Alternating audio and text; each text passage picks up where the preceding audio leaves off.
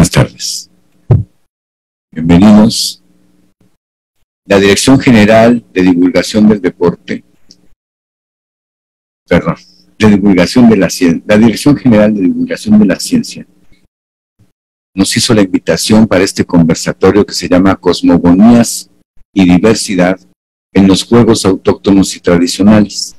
Tenemos un panel muy interesante con personas especialistas del tema y que van a tocar distintos tópicos con relación al tema general, que es ciencia y deporte, y a su propia experiencia en cada una de estas actividades deportivas. La licenciada Ana Claudia Collado García, que es la presidenta de la Federación Mexicana de Juegos Autóctonos y Tradicionales, no pudo estar presente por cuestiones de muchos compromisos, venía del estado de Guerrero, pero tenemos la fortuna de cuando menos poder escuchar unos minutitos. Les doy rápidamente su semblanza. Ana Claudia Collado García, gestora y promotora de la cultura tradicional mexicana, presidenta de la Federación Mexicana de Juegos y Deportes Autóctonos y Tradicionales, AC, fue miembro del Consejo Directivo del Sistema Nacional del Deporte, de la Comisión Nacional de Cultura Física y Deporte. Es miembro de la Confederación Mundial de Etnodeporte en Turquía. Actualmente es comisario de la Confederación Deportiva Mexicana AC. Fue Premio Nacional de la Mujer en el Deporte en 2007 por su contribución al deporte en la categoría de Juegos y Deportes Autóctonos y Tradicionales. Si les pido por favor a las personas que nos apoyan, a las que les agradezco mucho su apoyo técnico, si nos proyectan el video.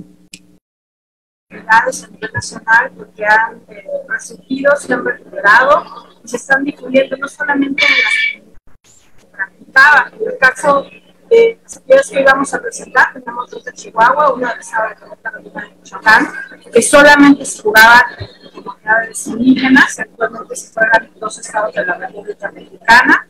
Y bueno, lo que buscamos con estos torneos es formalizar, reglamentar estas actividades, que son actividades tanto de origen prehispánico como tradicional. Hay una gran investigación en torno a estos juegos cuando se refiere a que son juegos calendáricos con aspectos muy importantes y que promueven no solamente la cuestión recreativa o la cuestión cognitiva, sino que promueven estos conocimientos ancestrales, los cuales van implícitos en cada una de estas actividades. Nosotros como Federación Mexicana, desde luego que trabajamos con la Comisión Nacional de Cultura y los institutos de deporte tienen esta dirección de apoyar a las asociaciones deportivas en el registro, en la promoción de estas actividades. Sin ellos, como plataforma, nos cuesta mucho trabajo, incluso para este eventos que la gente pueda a estos torneos. Y estamos ahorita desarrollando también un proyecto de ley que queremos presentar ante la Comisión Nacional del Deporte para que estas actividades sean más apoyadas, más visibles y sobre todo para que se jueguen en toda la República. O sea, realmente nuestro objetivo es que hasta los 32 estados de la República lleguen cada una de estas actividades con su respectiva asociación. Definitivamente estas actividades no son actividades que se cataloguen dentro de los deportes occidentales, ¿no? De alto rendimiento. Desde luego que estas son las actividades que deberían de ser las principales, las primeras en proponerse por ser el génesis de la cultura deportiva. Y en ese sentido, este reconocimiento tenemos que buscar dentro de la ley una manera de accionarlas de una manera más concreta, porque la ley de cultura física y deporte hoy por hoy en el artículo 88 nos dice que son patrimonio cultural y deportivo, y se tiene que ver desde ese punto de vista. Estas actividades son multiculturales, promueven la identidad cultural, la identidad deportiva de México. Muy bien, muchas gracias. Lo mencionó ya el licenciado Luis Daniel López Ruiz. Esta mañana nos hace el favor de acompañarnos Natalia Lisset López López. Pues muchas gracias, ya escuchamos otra actividad que tuvimos allá. Esto fue en el 23º Encuentro Nacional de Juegos Tradicionales, que en esta ocasión, en este mes, se verificó en Hermosillo, Sonora.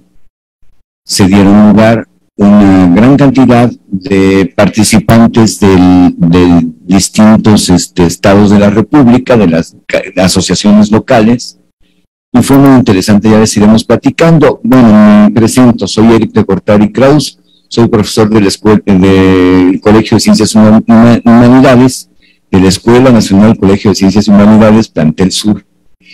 Y ahí hemos realizado, bueno, yo, además de mi actividad académica desde el año 1992, hago una muy breve síntesis de mi semblanza, y de actividades académicas como producción de materiales escritos, de materiales didácticos, participar en grupos de trabajo y escribir antologías.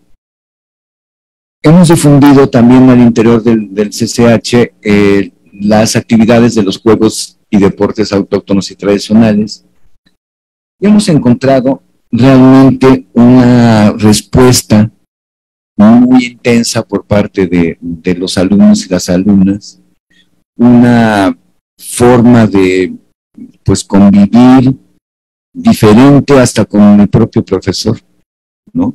Mire, a ver este juego de destreza mental, vamos, yo quiero jugarlo con usted. Un alumno que era un poco complicado en clase porque hablaba mucho, y entablamos una relación diferente.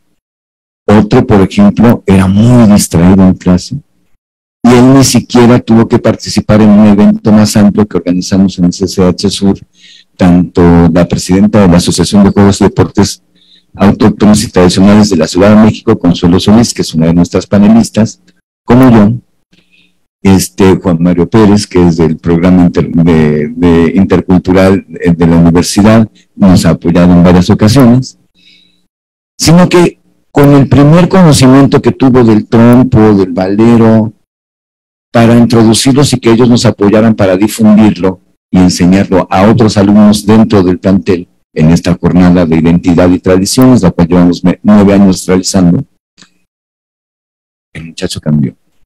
De ser una persona muy distraída ahí en el fondo del salón de clases, son, como saben, grupos muy numerosos, en lugar de estar distraído y ensimismado, yo daba clase de mi tema, que era antropología en general, y el muchacho estaba así viéndome, sonriendo, contento, aunque no estuviera hablando de los juegos, pero había participado en los juegos con la actividad que íbamos a realizar más adelante, de manera que integran a las comunidades que participan, a los integrantes, a los individuos, aunque ya se conocieran desde antes, tienen una nueva forma de enlazarse y de estar cerca uno de otro, y de vivir una experiencia diferente.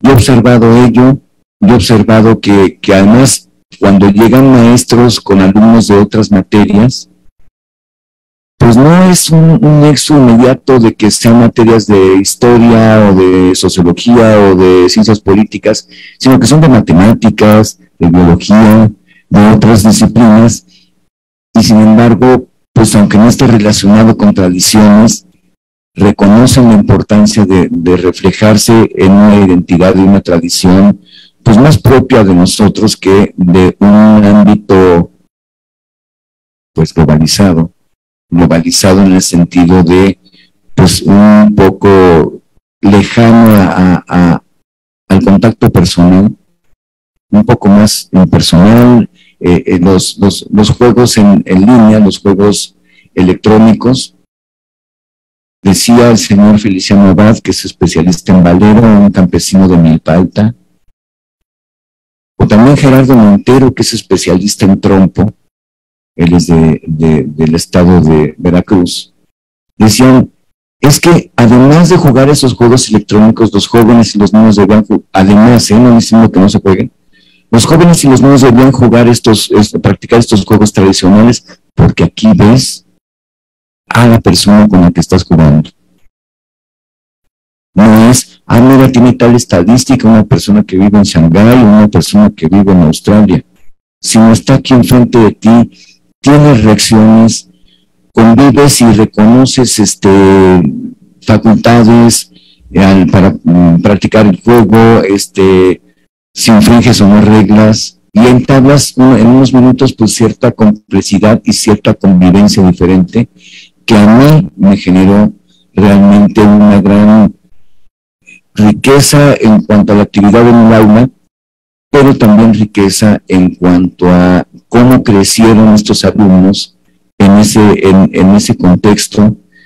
Uno de los objetivos de este gran proyecto, que es la fiesta de las ciencias y de las humanidades, en esta emisión, es hablar acerca de las actividades y los temas con relación a la situación de género, a la diferencia de género. En esta jornada de identidad y tradiciones, en donde practican estos juegos, los alumnos exponen carteles denunciando la opresión hacia las mujeres por la sociedad machista. Y bueno, al practicar los juegos, a mí les voy a compartir esto. Pues yo un poco chapado a la antigua, considerando que los juegos tienen un público determinado. Les voy a confesar, insisto, que me llamaba la atención que las personas mujeres de los grupos, las alumnas, se interesaran por jugar trompo. Y me dije a mí mismo, oye, no tiene ahí anotado el trompo, que es solo para varones, que no lo juegan las niñas. Claro que no. Nadie nos lo dice, nadie nos lo dijo, ni tampoco a ellas. Parece que las estoy viendo practicando, siguiendo las instrucciones de la maestra Consuelo, y pues con toda atención y con todo volcados a ese nuevo universo, ¿no? Es lo que yo les quería comentar con relación a cómo aparece en la experiencia que tengo, que es en mi centro de trabajo, que es el CCH Sur. Pues muchas gracias. Vamos a escuchar entonces ahora a nuestros otros ponentes. Rápidamente les doy la semblanza de Juan Mario Pérez. Juan Mario Pérez Martínez tiene estudios en Historia por la Escuela Nacional de Antropología e Historia y de Ciencias Políticas en la UNAM. Es autor de artículos sobre el juego de pelota mixteca en diversas revistas y publicaciones. Ha colaborado con la Federación Mexicana de Juegos y Deportes Autóctonos y Tradicionales para la participación de la delegación mexicana y la presentación del juego de pelota mixteca en los Juegos Mundiales de los Pueblos Indígenas en Palmas, Brasil, en el año 2015. Investiga un estudio sobre el juego de pelota mixteca en la región de Coixtlahuaca, Oaxaca. En la actualidad, es consejero técnico del Programa Universitario de Estudios de la Diversidad Cultural y la Interculturalidad de la UNAM. Les pido por favor que los recibamos con un aplauso. Muchas gracias. Gracias a ustedes por su presencia en esta sesión y ante todo, bueno, gracias por la invitación, queridísimo maestro Eric, maestra Consuelo, y un agradecimiento a la universidad y una felicitación por esta 10ª fiesta de las ciencias y las humanidades, un espacio importantísimo que en esta ocasión decidió dedicar un eje temático al deporte, algo fundamental en nuestra sociedad, pero algo que además no es intrínseco exclusivamente a nuestra sociedad, si se acepta una correlación entre juego y deporte. Esto es importante preguntarnos, porque yo quisiera aquí a nuestro auditorio que nos acompaña, que levante la mano quien practica algún deporte. ¿Quién? Al menos una, ¿no? ¿Quién ha practicado algún deporte? Ya cambia, ¿no? Yo también levanto la mano, ya hace mucho que ya no, pero bueno, también he practicado. Y si yo cambiara la pregunta y dijera, ¿quién juega? ¿O quién ha jugado?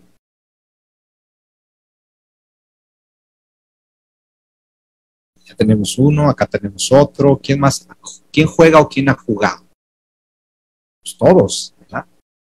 Entonces, esta dinámica es interesante porque cada vez que la pregunto en una en una sala, en un auditorio o a invitación de mis propios colegas al Colegio de Ciencias y Humanidades, del cual también soy egresado, pues uno empieza a preguntarse, bueno, ¿cuál es la diferencia entre juego y deporte? El deporte, ¿a partir de cuándo existe? El deporte puede ser una construcción social, ¿a partir de qué época? Es lo mismo, por ejemplo, los Juegos Olímpicos de la Grecia antigua a los Juegos Olímpicos de la era moderna, como pomposamente se les conoce. ¿Sí? Esas preguntas son interesantes o adquieren cierto tipo de interés. Adelante, sin miedo, pasen. Adquieren un renovado interés en el momento en que nos empezamos a preguntar qué papel tiene el juego para conformar las estructuras sociales actuales. ¿Sí? Quizá todos hemos practicado diversos tipos de juego, una forma de aprender a socializar, una forma de aprender las reglas de las estructuras sociales de las cuales formamos parte en nuestras comunidades, es el juego. ¿Sí? Y el juego es algo, además de lúdico, además de divertido, es un proceso social a partir no solamente del cual aprendemos reglas, sino también jugamos a romperlas. ¿Cuál es el chiste de un juego si no puedo yo romper las reglas? Oye, estamos jugando. Oye, ¿por qué me empujaste? No, tranquila, Consuelo, pues estamos jugando, ¿no? Pues sí, pero no te pases.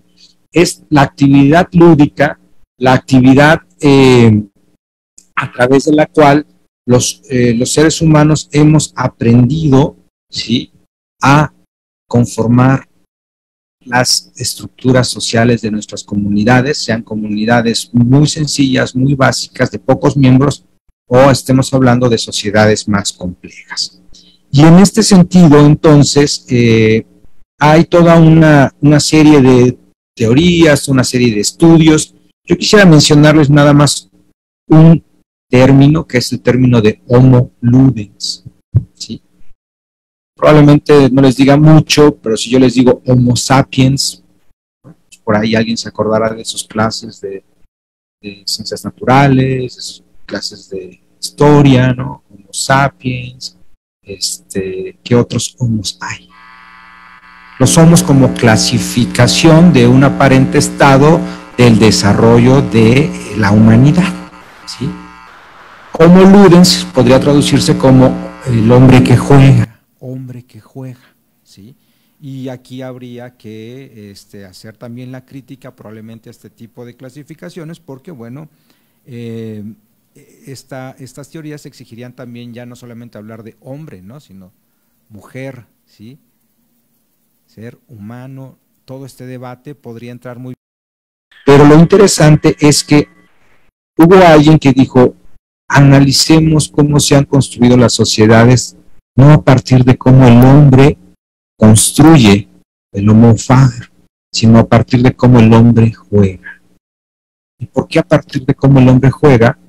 Más allá de que a través de los juegos podemos conocer, repito, reitero, las estructuras de las sociales de nuestras comunidades, porque nosotros no somos la única especie sobre la Tierra que juega. Yo veo aquí a la compañera con muchas ganas de participar y le voy a preguntar qué otras especies animales juegan en el planeta.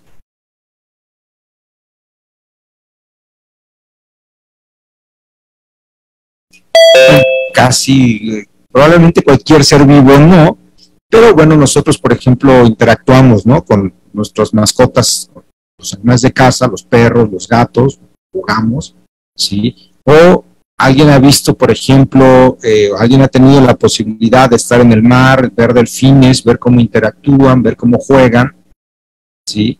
O en su estado más puro y salvaje, por ejemplo, los leones, ¿no?, los grandes felinos, ¿sí?, o los grandes caninos, como también juegan. Y aquí voy a poner una pausa a mi participación para dejarles pensando en dos cosas.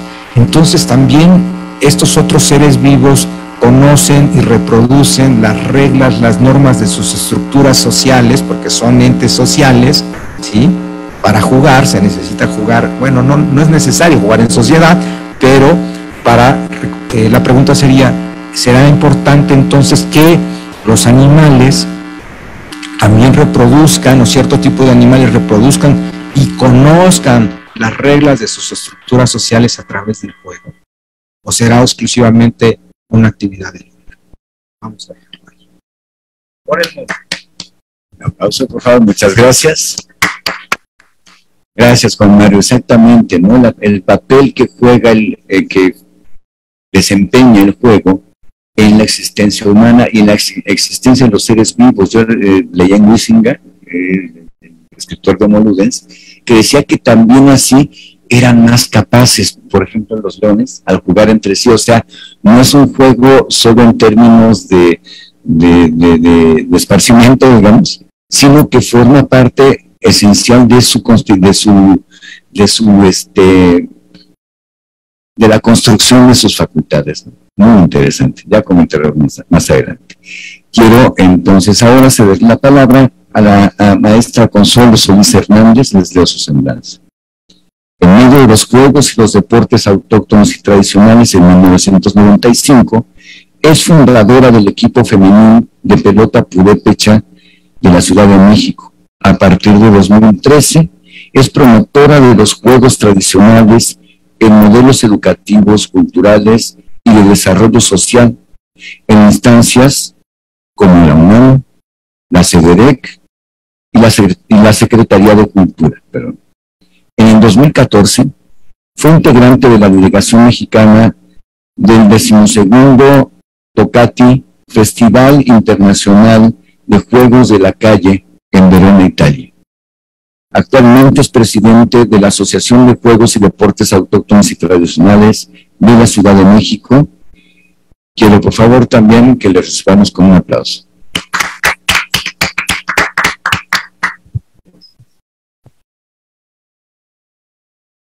Gracias. Me parece que por ahí tenemos un video en YouTube que muestra las actividades que nosotros aquí en México tenemos. Estoy muy agradecida, claro, sobre todo pues venir a participar en esta fiesta de las ciencias y humanidades y tener aquí a jóvenes interesados en este tema de las cosmogonías y la identidad que se perciben en los juegos y en los deportes que tenemos aquí en México. Y es exactamente en México donde confluyen múltiples culturas que van reflejando la diversidad cultural a través de la forma de ver el mundo. Y estas construcciones culturales sobre el lenguaje, por ejemplo, que tenemos varias lenguas, el otomí, el náhuatl, y el guanú, entre otras, son 68, así como la indumentaria, que es un reflejo también de esta diversidad cultural y esta forma de percibir pues la propia identidad, ¿no? El vestirse con ciertos arreglos, algunas personas se visten todavía con algunos huipiles o enredos o faldones y unas fajas. Esto va cambiando de región en región, de estado en estado, porque los colores y los tipos de bordado pues forman parte de esa cosmogonía, de esa forma de ver el mundo y de mostrar cómo esa diversidad y esa identidad se va mostrando. Igual tenemos este mismo lenguaje que comunica a través de la gastronomía, que en diferentes estados pues se guisan diferentes tipos de platillos y que forman parte de esta riqueza que tenemos en el país. Y como esto, también tenemos pues otra forma de expresión en los juegos y en los deportes que hemos generado en nuestro país, ¿no? Por lo que Esta diversidad en las expresiones culturales es el resultado de esta multiplicidad de formas de ver, ¿no? de manifestar. Estos aspectos que nosotros vemos no solamente se dieron en la época prehispánica, también en las diferentes numerosas migraciones procedentes de otros países y durante distintos momentos históricos. Por ejemplo, nosotros conocemos, ¿quién conoce el juego de pelota de cadera? Que se llama ulama, exactamente. También conocemos la pelota mixteca. ¿Alguien de ustedes conoce la pelota mixteca? Bueno, esta pelota se juega con un guante enorme de 5 kilos contra una pelota de 900 gramos en una cancha larguísima. Esto es en el estado de Oaxaca. La pelota purépecha, han escuchado de ella, seguramente, que se juega con un bastón y una pelota de madera encendida. Pues esos son algunos de los juegos que tienen corte prehispánico. Pero también tenemos los juegos de destreza mental, como el chilillo, el romayá, el tembiniyumo, por mencionar algunos de corte prehispánico, pero también tenemos juegos de destreza física que se juegan en México, como la carrera de bola, la carrera de arihueta, el juego de pelota de la palma de corozo, y vienen con la migración. Hablando de esta migración, de estas migraciones, también tenemos juegos que se han incorporado a nuestra cultura, ¿no? Y que hemos acogido con mucho gusto, porque pues todo lo que nos hace sentir en armonía y con felicidad, pues lo adoptamos con facilidad. En la oca, ¿quién ha jugado la oca? Ah, bien. ¿Quién ha podido jugar lotería? Casi todos, exactamente, ¿no? Canicas, valero, trompo, todo es el papalote, prácticamente todo el público lo conoce, exactamente. Entonces, estos cambios que se dan, esta riqueza, este intercambio cultural, pues que se dan también con las migraciones y que va enriqueciendo nuestra propia cultura, forma parte pues de todo este proceso y de esta visión que tenemos del mundo, pues todos los seres humanos, ¿no? A través del juego. En mi experiencia de campo, al impartir talleres en predios interculturales, pues donde hablan diferentes lenguas los niños, hemos tenido una interesante experiencia al ver que sus lenguas, sus costumbres son distintas.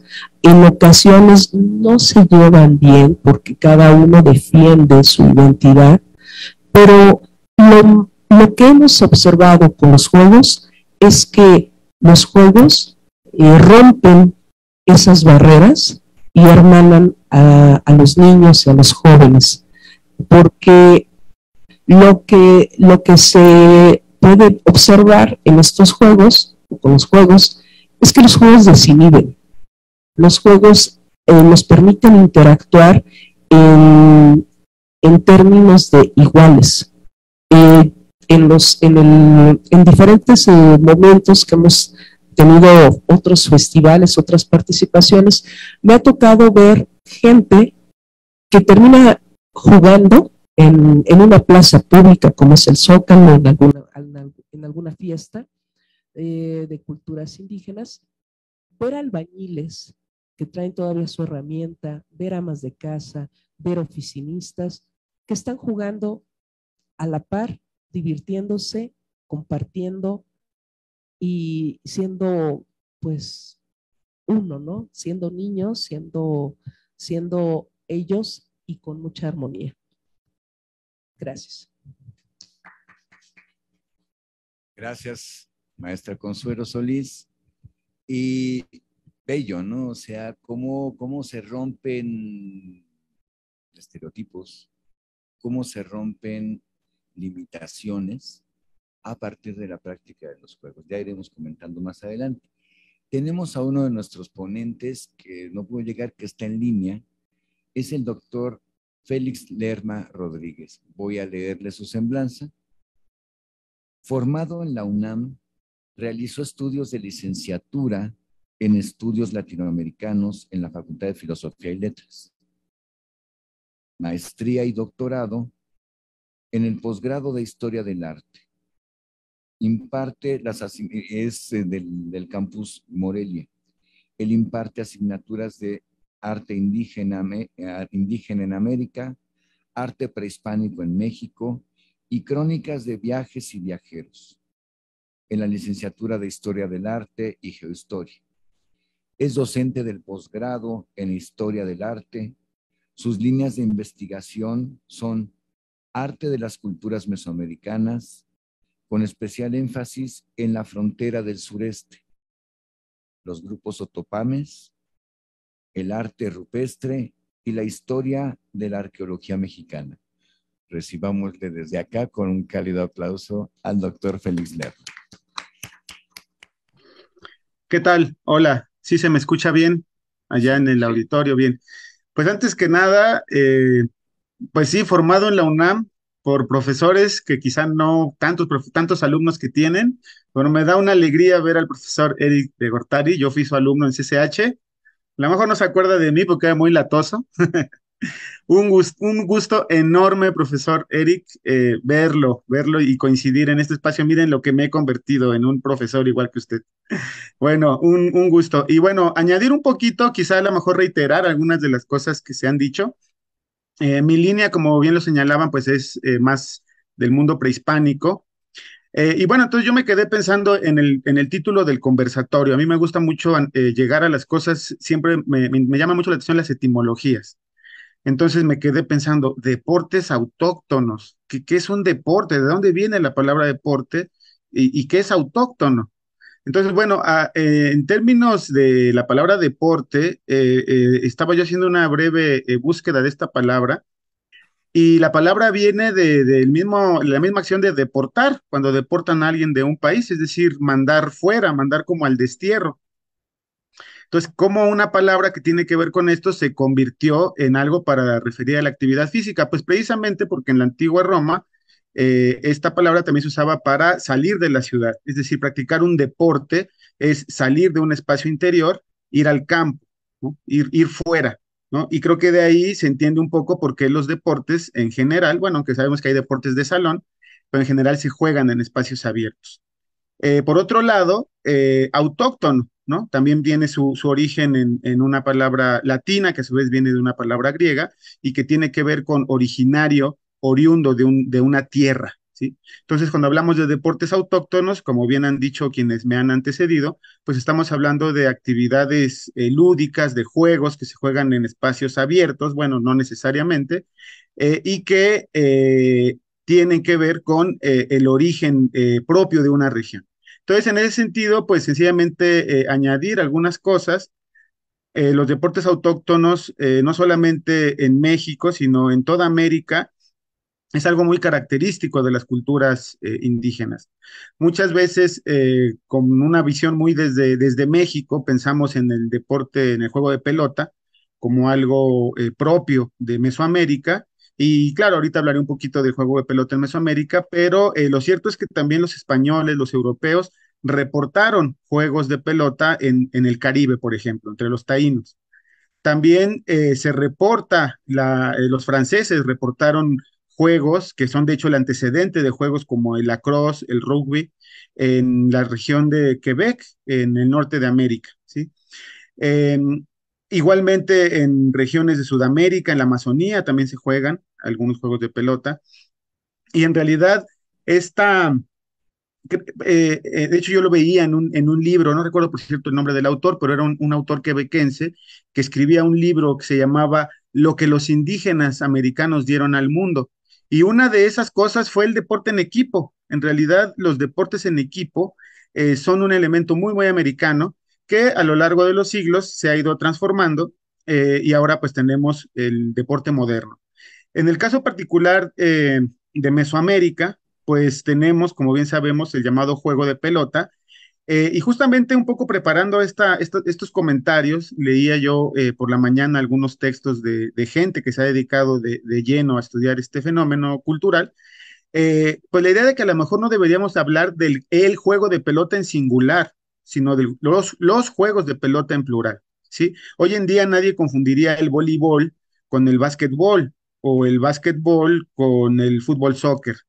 En la época prehispánica vemos que hay muchas modalidades también. Probablemente no había un juego de pelota, sino varios tipos de juego de pelota.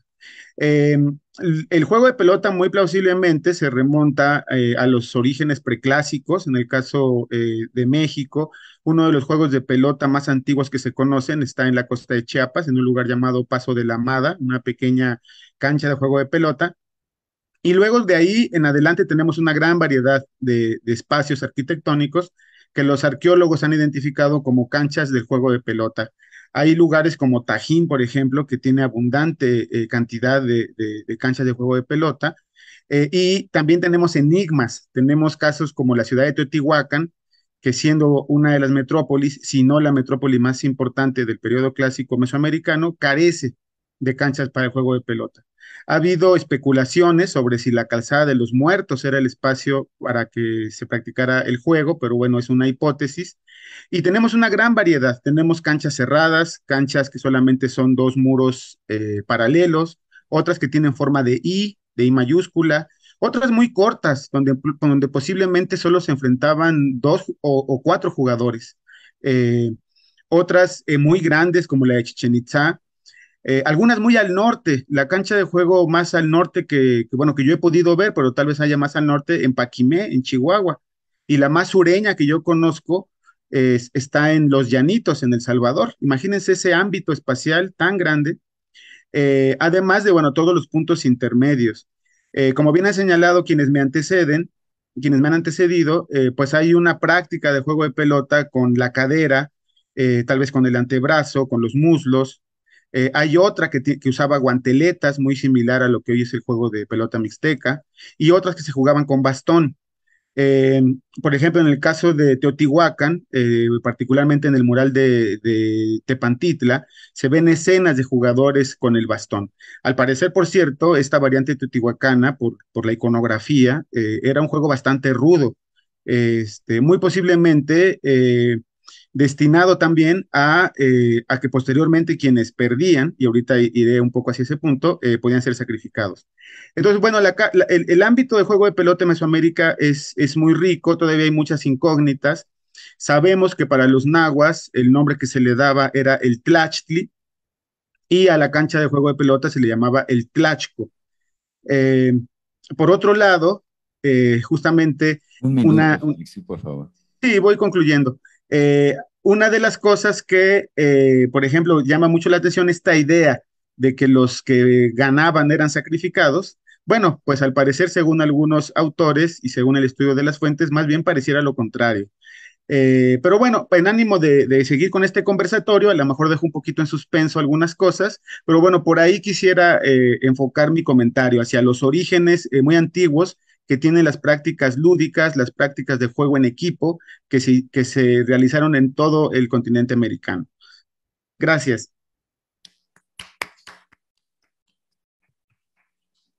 Gracias a ti, doctor Félix Lerma. Ya me acordé de ti, Félix.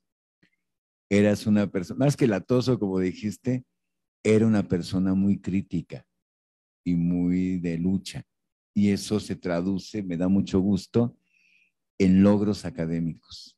Te felicito y realmente es un gran gozo encontrarte. Nos habla entonces ello de cómo en el horizonte del México antiguo también estuvo presente y ello de todas las variantes que hubo sobre el juego de pelota o como nos dice, los juegos de pelota. Y eso me permite que para el público presente y el público que también quiero agradecer que esté en línea, tengan preguntas que formularles a los panelistas y a mí mismo si gustan. Tenemos aquí, bueno, de especialistas a nuestros ponentes físicos y al propio doctor Félix, al doctor Félix en investigación, al maestro Mario, Juan Mario también en investigación, pero además de investigación, como les leí el maestro Juan Mario en trabajo sobre pelota mixteca, él lo ha practicado desde temprana edad. La maestra Consuelo Solís, como leí en la semblanza, lo ha practicado desde el año del 95. Entonces, tenemos un material impresionante, una experiencia y una vivencia de la cual pues creo que es importante que pueda haber preguntas de su parte, además de algunas que tengo aquí preparadas. Entonces, los escuchamos. ¿Alguien que quiera preguntar? Levanten la mano, no sean tímidos. ¿Sí? Aquí está el micrófono. Bueno, déjeme ver si hay preguntas del público. Parece que no me llega la inclusión al grupo donde preguntan. Yo quisiera preguntarles lo siguiente a los tres panelistas.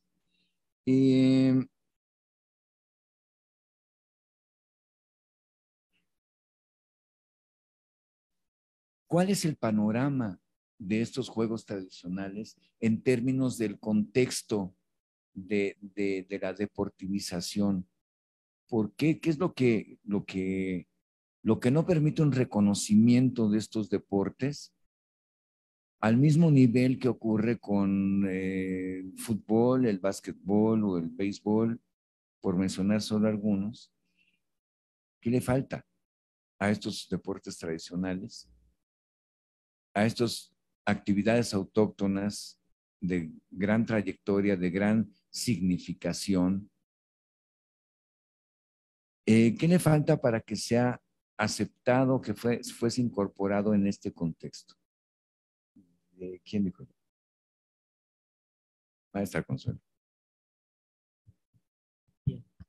Bueno, como parte de la historia de la deportivización a nivel mundial, resulta que los deportes modernos alcanzan un auge y un impacto comercial porque hay una mercadotecnia atrás, hay una institucionalización, hay una reglamentación y son apoyados prácticamente todos los juegos surgieron a partir de su práctica y también de una práctica especial que es la apuesta.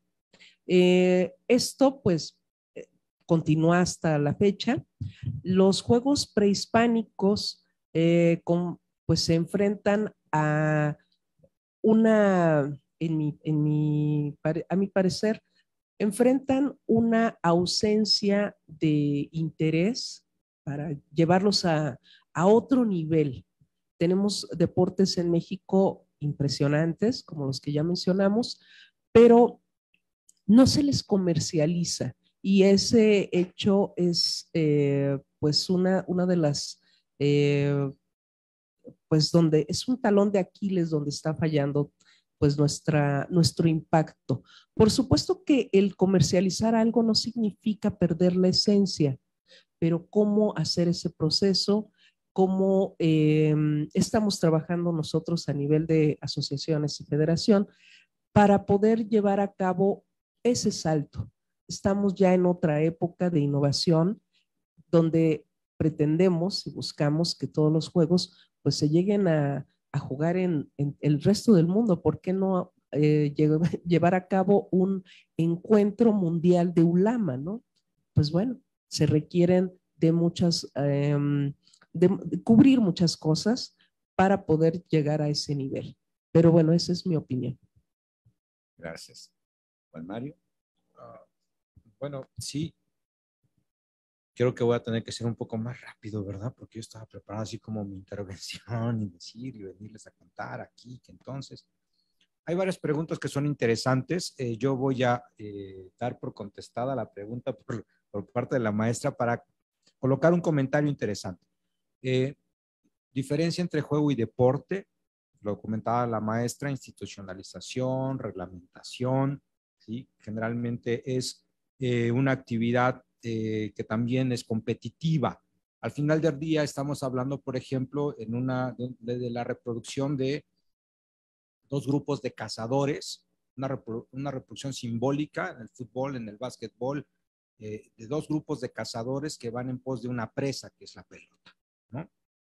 Llámese de estos deportes en conjunto. También hay deportes individuales, ¿sí? Y también hay deportes de acción continua, ¿sí? Que aparentemente no tendrán un fin.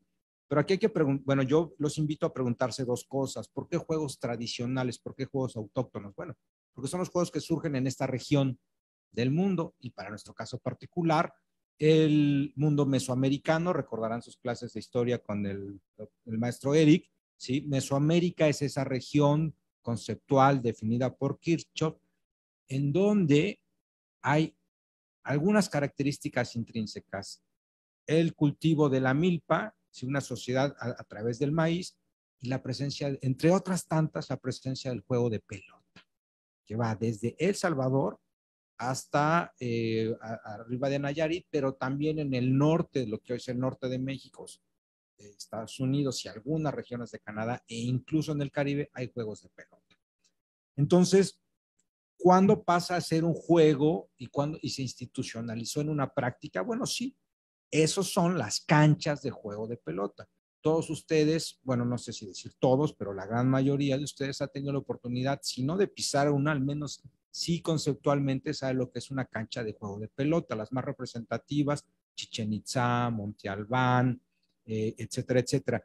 Y eso es el momento de la institucionalización de ese juego, pero yo no estaría tan seguro si podríamos llamarlo deporte. Tiene un alto contenido ritual, pero también los Juegos Olímpicos tenían un altísimo contenido ritual. Eran los juegos autóctonos de una región en ese momento llamada helénica, ¿no? El Helenus griego. Y en este sentido, la parte de la comercialización, bueno, pues estamos a punto de vivir un momento ritual, comercial, pero ritual, ¿sí? Del juego de mundial, el mundial de fútbol, soccer, ¿no? Entonces, en ese sentido, preguntémonos cuáles son los ritos y cuáles son las cosmovisiones de una sociedad contemporánea que es capaz de unir a través de un televisor a miles de millones de personas. ¿Y cuál es la convocatoria de un deporte autóctono tradicional como el ulama, la pelota purépecha o la pelota mixteca, ¿sí? Que simple y sencillamente tiene varios cientos, quizá algunos hasta algún milenio de años sobre lo que hoy es este país llamado México y en algún momento Mesoamérica? El colega mencionaba el Paso de la Amada. El Paso de la Amada es el testimonio, es el vestigio arqueológico más viejo, preclásico, más o menos 1500 años antes de Cristo, que si le sumamos a los 2000 de ahorita, bueno, pues tienen la presencia, y si aceptamos que el juego de pelota prehispánico sigue presente en las reminiscencias que ahora se conocen como purépecha, mixteca, ulama, pues entonces es una presencia cultural de 3500 años. Pregúntense ustedes si el Estadio Azteca, el Estadio Olímpico de Ciudad Universitaria o cualquier estadio de fútbol, soccer, va a sobrevivir en 3500 años y va a llegar el arqueólogo y va a decir, ah, caray, ¿cómo era la práctica institucionalizada de estos autóctonos? Miren lo que jugaban, etcétera, etcétera, ¿no? Esas son preguntas que entonces, y ahí es donde cobra sentido, y por eso mi felicitación al maestro Eric, a la maestra Consuelo, de traer a la luz y de reflexionar en torno a esto, porque no quiero decir que no valga la pena, pero vale más la pena cuando lo hacemos desde nuestro presente y cuando podemos transfigurar estas preguntas y decir, ah, entonces lo que estoy viendo en una demostración de juegos y deportes autóctonos y tradicionales es cómo el hombre conformó su sociedad hace algunos cientos de años. Sí, en efecto, es eso. Y nada más preguntémonos entonces qué pasa con la migración de indígenas mexicanos hacia Estados Unidos, por ejemplo, que llevan, entre otras cosas, sí su comida, sí sus festividades y sí sus juegos y deportes autóctonos y tradicionales. Muy interesante esta concepción. Félix, ¿algún comentario? ¿Cómo se reporta la interacción en la época en la época prehispánica por parte de los cronistas. ¿Algo que nos pudieras comentar o seguimos en las siguientes preguntas? Muy breve, comento lo que preguntaba el profesor Eric. A reserva de que debe haber un contexto mucho más amplio acerca del estado actual, ¿no? Realmente una opinión muy bien enterada del estado actual de los juegos autóctonos. Yo solamente quisiera comentar lo que he visto en mis 8 años que llevo acá en Michoacán y aprovecho para mandar saludos a César Zavala, quien promueve el juego de pelota en la Universidad Michoacana y que ya vi que por ahí anda en el chat. Pienso que los juegos autóctonos, o al menos acá lo que llamamos o lo que se conoce como juego de pelota purépecha, la guarucua, ¿no? Guarucua chanacua, ¿no? El juego de la guarucua. Pienso que es un poco, yo lo veo un poco equivalente como las lenguas indígenas. Uno piensa que no están, hay hablantes ahí en las estadísticas, pero hasta que uno no está en las localidades, hasta que uno no lo ve, es cuando empieza realmente a valorar la vitalidad. Entonces, si uno se pasea por el centro de Morelia, de Pátzcuaro, pues aparentemente nadie juega la guarucua. Pero cuando uno va, por ejemplo, a la ceremonia del Fuego Nuevo Purépecha, que se hace por ahí del 1 de febrero, cuando uno platica con personas como el maestro César Zavala, se da cuenta de que hay torneos, de que hay equipos, de que hay gente que cada fin de semana está entrenando y hay una vitalidad muy fuerte. A lo mejor no es tan fuerte como la de otros deportes institucionalizados o comercializados, pero creo que, al menos en el caso de la Guarucua y por lo que he podido platicar con amigos de la región purépecha, ha cobrado un auge muy importante. Entonces, más bien ahí la pregunta yo la regresaría. ¿Cómo hacemos, a lo mejor quienes desde las instituciones, algunas veces académicas, otras de promoción de la cultura, aprovechamos, digamos, esta gran ola de interés, pues para darle impulso, ¿no? A mí me sorprende mucho y creo que están al menos la Guaruco creo que tiene un buen momento, creo que se está jugando y creo que están muchas posibilidades de seguir creciendo la práctica. Ese sería un poco mi comentario desde la experiencia que he podido ver acá en territorios michoacanos. Gracias. Y miren, es muy interesante porque, bueno, primero que nada para el público, tanto en línea como presente, la Guaruca Chanacua o la pelota purépecha es un juego en el cual se impulsa una pelota de trapo con con centro de trapo o una pelota de madera que se sumerge en combustible y se enciende. Y se trata hay distintas modalidades, se trata de llevar a los extremos de un rectángulo o en un circuito de un círculo. La pelota mixteca es así, se ha comentado aquí por los panelistas, es con un guante, decía la maestra Consuelo, un guante de cuero muy pesado, y se impulsa una pelota de caucho, de hule, pero de hule vulcanizado que pesa 900 gramos, es una pelota muy pesada, y bueno, pues implica esta convivencia entre los integrantes, estas atmósferas familiares, estas atmósferas de competencia. Esto que mencionaba la maestra Consuelo de las apuestas, por ejemplo, también existe en la Ralajipari, la carrera de bola de Chihuahua, de los Rarámuri. También hay apuestas que tienen una significación muy, muy peculiar dentro de la atmósfera en donde aparecen. Pero yo un poco insistiendo en mi pregunta de la deportivización, quisiera resaltar eso entre el público y algo que no han comentado los panelistas, que es que pues son juegos extremos, son juegos en los cuales hay que tener cuidados de que no te vaya a pegar la pelota, de que no te vayas a lastimar a un compañero, y entonces tiene esa carga de adrenalina muy, muy especial dentro de ello, y creo que eso es algo que debemos tomar en consideración para plantear, pues, ¿cuál observan que ha sido la función ya dijo la maestra Consuelo, con respecto a distintos grupos étnicos que tienen distinta lengua, distinta identidad, pero por ejemplo a grupos de también distinta identidad en general, o sea, pero distinta identidad en términos de distinto estrato social? ¿Existe alguna situación de cohesión o de ruptura de esos esquemas? ¿Quisieran comentar?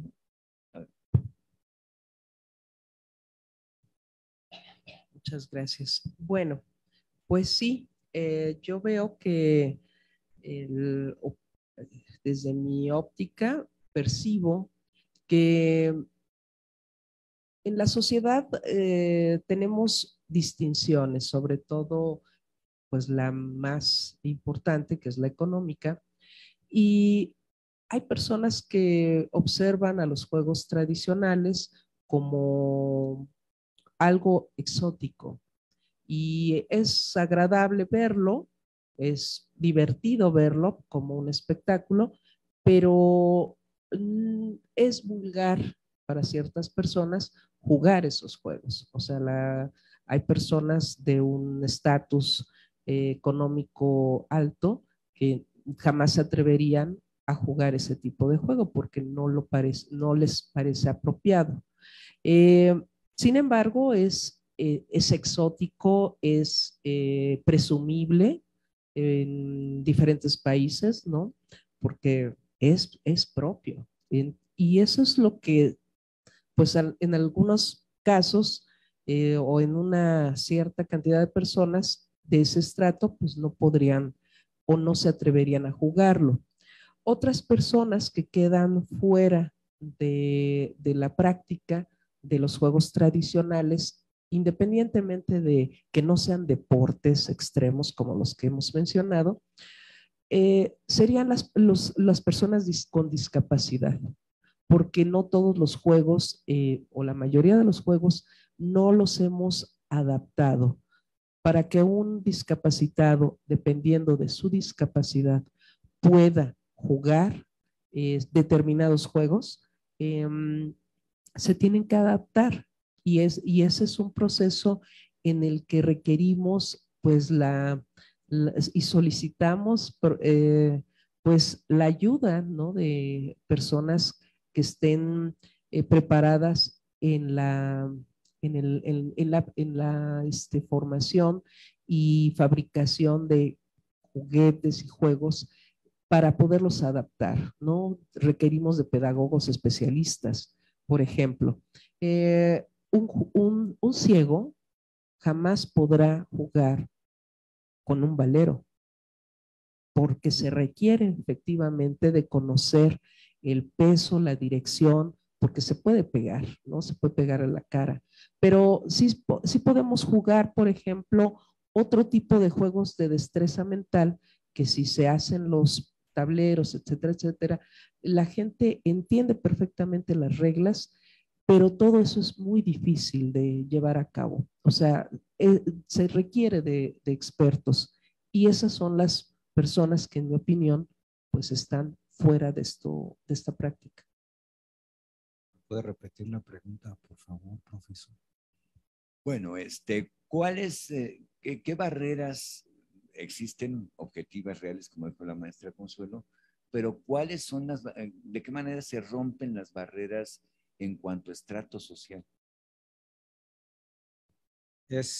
Bueno, creo que por eso el fútbol soccer es tan popular. O sea, es practicado por absolutamente cualquier clase social.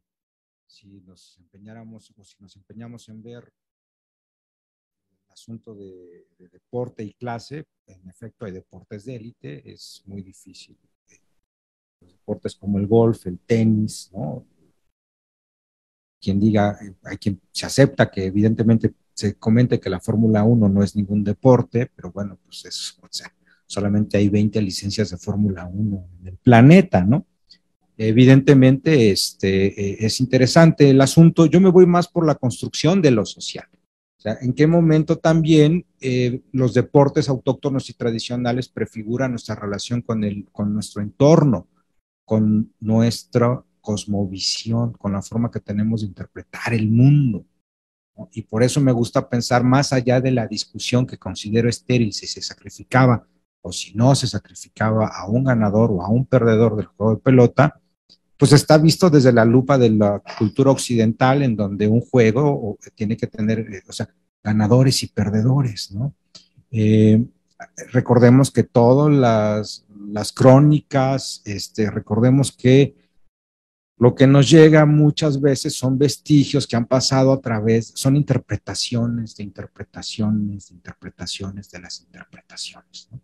Sin embargo, me gusta pensar, por ejemplo, que en efecto aquellos campesinos que todos los sábados van en valles centrales de Oaxaca después de la agotadora jornada de estar en la milpa, se echan un baño rápido en el río y sacan la pelota y ahora sí vamos a darles.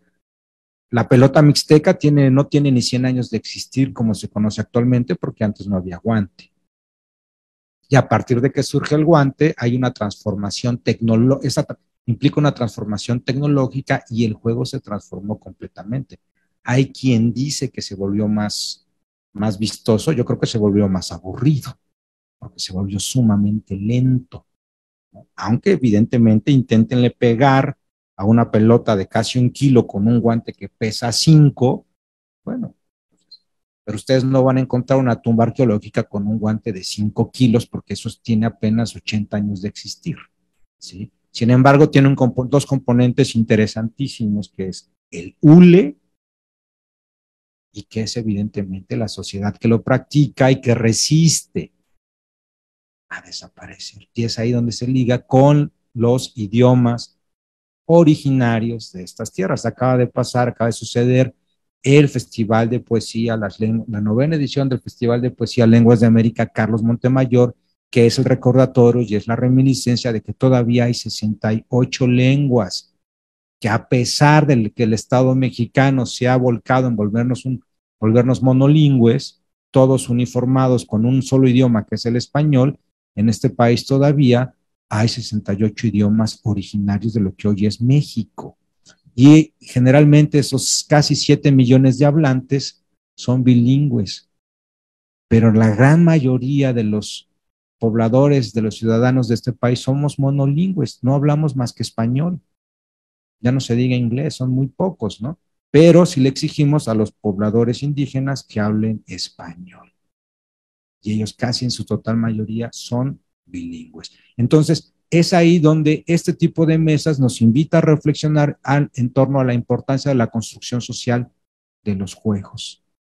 Y por eso felicito nuevamente a la mesa y desde luego a la fiesta que en esta 10ª edición tomó el importantísimo tema del deporte. Sí, realmente es muy importante que lo haya tomado. Hemos participado en la Asociación de la Ciudad de México y yo en otras emisiones, pero ahorita qué mejor que esté enfocado en el deporte. ¿Algún comentario, Félix, con las barreras socioeconómicas? No, de acuerdo con los comentarios de los compañeros de la mesa, y bueno, sí, efectivamente, verlo de una manera más integral, ¿no? Yo creo que parte de la labor que tiene la universidad es promover esa formación integral, ¿no? En mi caso, como profesor, siempre trato de motivar a los alumnos a que le entremos a todo, es decir, hay que aprender idiomas, ¿no? Hay que saber de ciencia, hay que leer literatura y también hay que hacer ejercicio, ¿no? Y los deportes autóctonos pues requieren la misma dedicación que requiere cualquier otro deporte. Hay que entrenar, hay que tener condición física, alimentarse bien. Hay deportes muy específicos de algunos países que se han podido posicionar muy bien. Por ejemplo, las artes marciales, pues al final son deportes que tampoco son así antiquísimos, algunos tuvieron sus transformaciones en el siglo XX, sus versiones modernas, por ejemplo, apenas, si no me equivoco, en los 80s el taekwondo era un deporte de exhibición y hoy en día es un deporte olímpico. Y la gente que practica este deporte, pues tiene que entrenar 2, 3 veces a la semana y bueno, pues es como cualquier deporte. Creo que en ese sentido, lo mismo pasa, por ejemplo, con las lenguas indígenas. La gente se inscribe a las clases de inglés, de francés, pero de repente dicen, bueno, pero ¿y por qué náhuatl? ¿Por qué purépecha? Pues requiere la misma dedicación y creo que en ese sentido parte de esa integración, digamos, en un ámbito más general, pues es justamente quitar esa parte como de lo folclórico, de lo típico, de lo curioso. Pues finalmente son prácticas, ya se dijo mucho en la primera ronda de participaciones, lúdicas, de competencia. A mí me gustaría un poco destacar esta parte de que en el juego en general, en el deporte en particular, pues hay un espacio, hay unas reglas y en ese espacio y en esas reglas todos tenemos la posibilidad al menos teóricamente, de ganarle incluso a alguien más fuerte que nosotros, ¿no? Y creo que eso también es lo interesante del juego, que se genera un espacio específico dentro del ámbito de lo social que nos permite interactuar y ocasionalmente, y eso lo vemos incluso en las competencias internacionales, la excolonia africana le puede ganar a la metrópoli francesa, y eso al final tiene su connotación, por supuesto, también política. Y en el juego, por ejemplo, de pelota prehispánico, pues parece ser que, entre otras cosas, también tenía que ver mucho con dirimir conflictos políticos. Entonces, bueno, creo que mirar estas prácticas en este entorno efectivamente más general de lo social, dejarlo de ver solo como algo pintoresco, simpático para algún festival y tomarlo como lo que es una práctica física y una práctica finalmente de interacción y de integración también.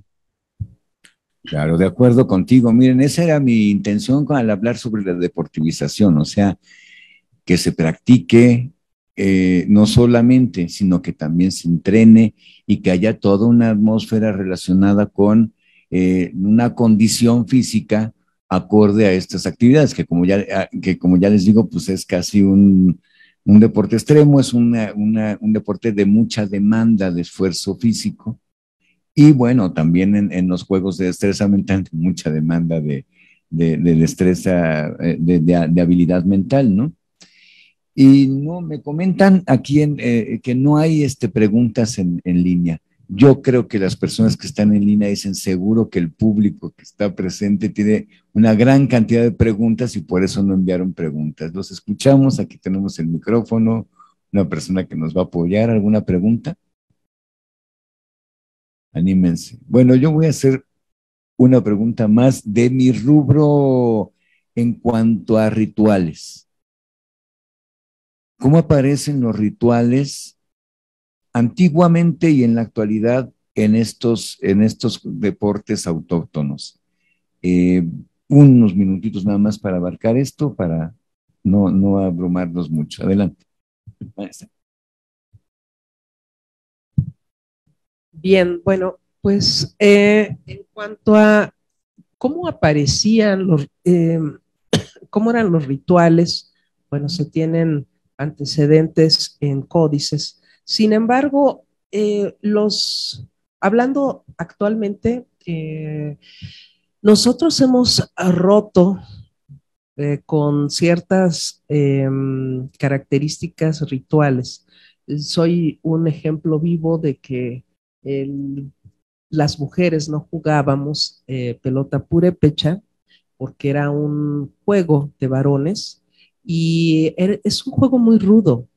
Entonces, cuando nosotros comenzamos a romper ese paradigma, fue, pues no es ir en contra de lo que ya está establecido, solo fue que nos gustaba el juego, nuestros compañeros nos invitaban a jugarlo y eso provocó un proceso, un nuevo proceso, un proceso que invitó a la sociedad michoacana, porque no lo jugaron ahí por primera vez, sino que en México, en la Ciudad de México, comenzamos las mujeres siendo invitadas por nuestros compañeros que traían el juego a practicar a la ciudad, y eso provocó una pregunta en Michoacán. Bueno, ¿cómo? El juego es de aquí y no lo juegan las mujeres de aquí. Comenzaron entonces las mujeres inquietas también en practicar este juego de pelota. ¿Y qué sucedió? Eso inició una revolución. Comenzamos a crear poco a poco lo que ahora se conoce como el Encuentro Nacional de Juego de Pelota Purépecha, donde hay dos categorías, dos ramas, femenil y varonil. Entonces, los rituales también se pueden modificar, se pueden cambiar. Yo tengo una frase que me gusta repetir casi cada vez que puedo, que es: la tradición no se crea ni se destruye, solo se transforma. Y en ese aspecto, los rituales son aquello que ayudan a permanecer, ¿sí?, a la sociedad. Estas prácticas que van muy de la mano con multiplicidad de juegos. Anteriormente, al menos en la práctica del juego de pelota mixteca en mi comunidad, pues se practicaba el juego de pelota, digamos, el cotidiano, el común, todos los sábados, ¿sí? Pero también estaba el ceremonial, cuando venía la fiesta del patrón del pueblo, San Jerónimo, y había que invitar con mucha antelación y mucha anticipación a las quintas, porque se juegan de 5 contra 5, ¿sí? De los pueblos aledaños, de los pueblos vecinos, y los pueblos vecinos llegaban y se hacía toda una ceremonia y toda una ritualidad, y se hacían los rezos y se ponía la ofrenda y se pedía permiso al dueño del lugar, porque se iba a cumplir con una festividad para que el patrón del pueblo, el santo San Jerónimo, estuviera contento, ¿sí? Ustedes conocen a los tigres de Citlala en Guerrero. Son estos tigres que se agarran, o sea, son hombres disfrazados de jaguares, mal llamados tigres, pues, se agarran a golpes, es tremendo, ¿no?, los enfrentamientos. Y el chiste de eso es que la sangre brote, de verdad. Y entre más sangre, pues mejor la fiesta. ¿Saben por qué? Porque la sangre representa la lluvia, la fertilidad. Entonces, entre más agua fértil, propiciatoria va a venir para la reproducción del ciclo de la vida. Y en ese aspecto, entonces, cuando empezamos a ver qué de ritual tiene el Chivas América, por ejemplo, ¿no? Que no quiero decir que no lo tenga, habrá gente que realmente, ¿por qué? Pues porque hay cofradías en torno y se reúnen y arman cantos y fiesta, ¿no? Yo creo que el espectáculo en un partido de fútbol soccer está en la tribuna, no está tanto en el campo, porque en la tribuna, ¿sí?, en las llamadas porras, es donde se está dando la reproducción de una estructura de lo social. Por eso preguntémonos qué significa, o sea, qué pasa con los enfrentamientos, por ejemplo, afuera de las barras argentinas en los estadios, ¿no? ¿Qué pasa con esa sociedad que ha sido orillada al pueblo pan y circo, ¿sí? Por ejemplo, con una de las sociedades con más alta crisis y devaluación de su moneda, como es la Argentina, y orgullosísimos de sus equipos de fútbol. Veamos un poco más allá de lo evidente. Gracias. Bueno, Félix, estamos en tiempo, te escuchamos, si tienes algo que comentarnos. Gracias, pues solo compartir una idea, ¿no? Que justamente, pues no es original mía, sino pues con mis maestros con los que me formé en el mundo del México prehispánico, que siempre se cuestionaba en clase, ¿no? Esta idea del mundo prehispánico siempre envuelto en el ritual, siempre llenos de humo de copal y los cuchillos sangrantes. Matizar un poco esta idea, ¿no? Es decir, es un poco de todo. Si nosotros vemos algunas maquetas de la región occidente de Mesoamérica, de Nayarit, donde se ven escenas, casi como decía ahorita el compañero, como la tribuna, la gente echando porras a los equipos. Claro que hay una dimensión ritual, hay una dimensión dedicada a la parte del sacrificio. El juego de pelota de Tajín, que tiene algunos de los relieves más evidentes de asociación del juego de pelota con el sacrificio humano. Claro que lo hay. Los grandes gobernantes mayas, ataviados como jugadores de pelota, venciendo a sus enemigos. En el mito, los gemelos jugando al juego de pelota con los dioses del Xibalbá, según nos relata el Popol Vuh. Entonces, sí, hay una dimensión mítica y una dimensión ritual, por supuesto, pero también, pues, hay una parte profana, seguramente también hay una parte de diversión, ya se dijo la parte de la apuesta, ya se dijo la parte, pues, a lo mejor hasta de entrenar, ¿no? Entonces, creo que el mundo antiguo seguramente también tenía parte de esto, y esto lo vemos también ahora, cuando hacemos una cascarita y cerramos la calle y jugamos fútbol sobre el pavimento, pues es muy distinto a la inauguración de la Copa del Mundo o a un partido Estados Unidos-Irán, ¿no? Es decir, el mismo deporte, dependiendo del contexto, puede adquirir, tener más fuerte ese marcado carácter político o ritual, y en otros casos, pues sencillamente es una actividad que usamos para ejercitarnos, divertirnos un poco, y creo que es importante ver que así como hoy pasan todas estas dimensiones, probablemente en la antigüedad también el hombre y las mujeres del México prehispánico, pues se movían en toda esta dimensión. Sí, gracias, Félix. Bueno, yo quisiera recordarles y recordarte a ti, Félix, en mis clases, que bueno, el ritual y los símbolos no solo se aparecen en el contexto religioso, sino también en el contexto cotidiano, ¿no? Cómo saludas a una persona, cómo realizas una ceremonia de graduación de alumnos egresados de un centro educativo. Es un ritual, ¿no? Rodrigo Díaz, el doctor Rodrigo Díaz de la UAM, tiene este texto de Archipiélago de Rituales en donde aborda al respecto de ello. Pues bueno, quiero a título personal y del equipo de panelistas en distintos lugares de latitudes, agradecerles a todos los presentes, agradecerles a todo el público en línea, agradecer a la Dirección General de Divulgación Científica la invitación a los organizadores de esta fiesta de las ciencias y las humanidades que en esta emisión nos hayan invitado, y quiero compartirles un obsequio que la Dirección General de Divulgación Científica les tiene. Permítanme. Chan, chan, chan, chan.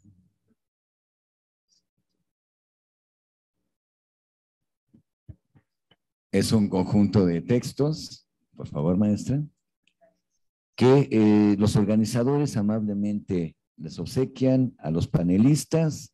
Bueno, yo voy a tomar el mío. A Félix seguramente se lo harán llegar. Muchas gracias, Félix. Muchas gracias, Consuelo. Muchas gracias, Juan Mario. Gracias, Ana Claudia. Y pues, hasta la próxima. Muchas gracias al público presente. Gracias. Muchas gracias.